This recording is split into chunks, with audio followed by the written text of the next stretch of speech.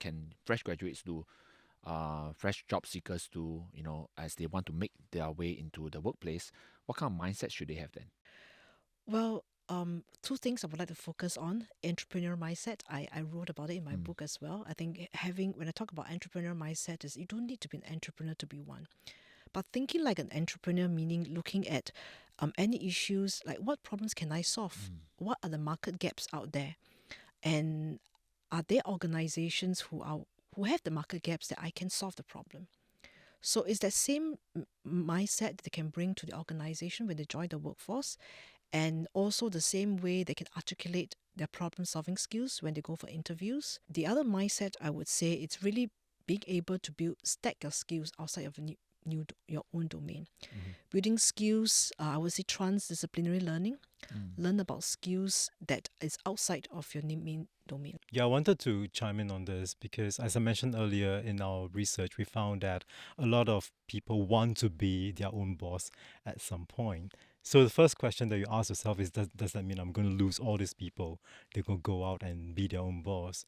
I think there is a way that the company can react and respond to that, and also to Adeline's speak about the changing of the mindset, which is creating opportunities within the organization that will allow them to be their own boss in a way. So to own certain projects, to own certain processes, right? So I have this story that someone told me that this was like 5, 6 years ago, and this is a small audit firm, and they have an intern. He was horrified to realize that in order to book a meeting room, you have to go to the receptionist who may or may not be in a good mood, um, and you have to get her to write something in that spreadsheet, a paper spreadsheet, and in order to get that booked.